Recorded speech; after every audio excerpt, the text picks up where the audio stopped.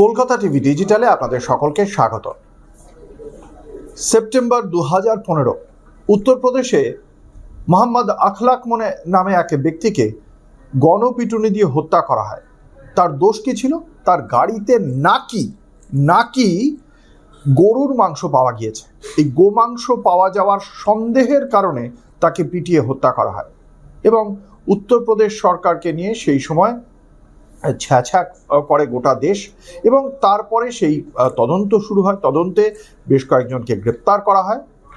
এবার সেই তাদের বিরুদ্ধে যে অভিযোগ রয়েছে সেই অভিযোগ যাতে প্রত্যাহার করে নেওয়া হয়, সেই অভিযোগ থেকে তাদের যাতে মুক্তি দেওয়া হয়, সেই কারণে আদালতের দ্বারস্থ হলো কে? যোগী আদিত্যনাথ সরকার।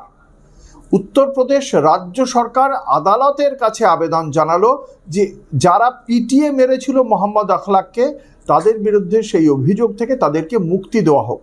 এবং তারই প্রেক্ষিতে একটি ফাস্ট ট্র্যাক ট্রায়াল কোর্টে এর মামলার শুনানি চলছিল।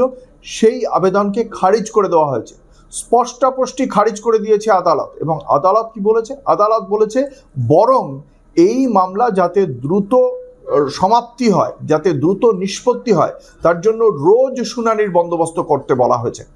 এক্ষেত্রে বেশ কয়েকটি বিষয় উঠে আসছে যে 2015 সেপ্টেম্বরে যে ঘটনা ঘটেছিল তার প্রেক্ষিতে উত্তরপ্রদেশ সরকারের বক্তব্য ছিল যে তার মোহাম্মদ আখলাকের পরিবারের পক্ষ থেকে সুনির্দিষ্টভাবে ঠিক কতজন আক্রমণ করেছিলেন মোহাম্মদ আখলাককে সে কথা বলা হয়নি এবং সেই বলার ক্ষেত্রে যে সংখ্যার কথা বলা হয়েছিল পরিবারের পক্ষ থেকে সেখানে বিভেদ রয়েছে, বিভিন্ন ভার্সন রয়েছে। সেই কারণে একটা কারণ, এবং দ্বিতীয়ত যে ফরেনসিক পরীক্ষা করা হয়েছিল ওখান থেকে পাওয়া মাংসের, সেই মাংস গোমাংস বা গরুর মতো কোনো প্রাণীর মাংস এমনটাই বলা হচ্ছে। তাহলে গরুর মতো না গোমাংস সেটা এখনো সুনির্দিষ্ট নয়। দ্বিতীয়ত এই গোমাংস পাওয়া যাওয়া মানেই তাকে খুন করে ফেলতে হবে। যদি তার গোমাংস খাওয়ার তিনি নিয়ে যাওয়ার ক্ষেত্রে তিনি যদি কোনো আইনি অপরাধ করে থাকেন, যেভাবে তিনি মাংসটা চালান করছিলেন এক জায়গা থেকে এক জায়গায়, সেটা অপরাধ, তাহলে কিন্তু সেই বিষয়টিতে আইনি পদক্ষেপ করা যেতে পারত। তা করা হয়নি, তাকে পিটিয়ে মারা হয় মোহাম্মদ আখলাককে। এবং তাকে যারা মেরেছিল তাদের বাঁচাতেই এবার আদালতের দ্বারস্থ হয়েছে উত্তরপ্রদেশের যোগী সরকার।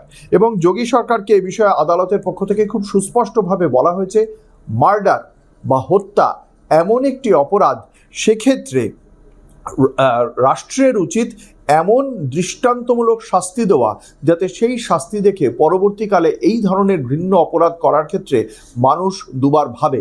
এবং সেই কারণেই উত্তরপ্রদেশ সরকারের যে আবেদন সেই আবেদনকে খারিজ করা হচ্ছে, বরং এই মামলার দ্রুত নিষ্পত্তি করার জন্য রোজ শুনানির বন্দোবস্ত করা হয়েছে আদালতের পক্ষ থেকে। এই উত্তরপ্রদেশের সরকার বলে শুধু নয়, ভারতীয় জনতা পার্টি বারংবারই যখন তাদের পক্ষের কেউ এই ধরনের ঘটনাগুলো ঘটায় তখনই কিন্তু তারা ঝাঁপিয়ে পড়ে তাদের বাঁচাতে। সেটা অর্থনৈতিক দুর্নীতিতে নিমজ্জিত চাক্কি পিসিং কেস হোক বা বিলকিস বানোর কেস হোক, তারা জেল থেকে বেরিয়ে আসার পরে তাদেরকে সম্বর্ধনা দেওয়া হয়, লাড্ডু খাইয়ে সম্বর্ধনা দেওয়া হয়, তাদের অভিনন্দন জানানো হয়। যখন কুলদীপ সিং সেঙ্গারের বিরুদ্ধে অভিযোগ ওঠে তখন প্রাথমিকভাবে তাকে বহিষ্কার করেনি এবং বহিষ্কার করার পরেও যখন তাকে জামিন দেওয়া হয় তখন সেই উন্নাও নির্যাতিতাদের সুপ্রিম কোর্টে নিয়ে যাওয়ার চেষ্টা করে না বিজেপি, যাতে তারা ন্যায় বিচার পায়। মামলাটাই এমনভাবে সাজানো হয় যাতে কুলদীপ সিং সেঙ্গার তিনি অব্যাহতি পেয়ে যান। আবার একই রকমভাবে আদালতের দরজা খটখট করে এই বিজেপি যাতে মোহাম্মদ আখলাককে যারা পিটিয়ে মেরেছিল তারা যাতে অব্যাহতি পেয়ে যায়। কিন্তু যখন অবিজেপি শাসিত রাজ্যে এই ধরনের ঘটনা ঘটে তারাই বলে যে তারা ন্যায় বিচারের জন্য সর্বোচ্চ আদালতের দরজা অবধি দৌড়বে। কিন্তু এক্ষেত্রে আমার মতে দিলে মত আপনি মহৎ, কিন্তু যখনই আমার মতে নয় তখন আপনার বিরুদ্ধে ইউএপিএ থেকে শুরু করে সিডিশন বা যাবতীয় চার্জ।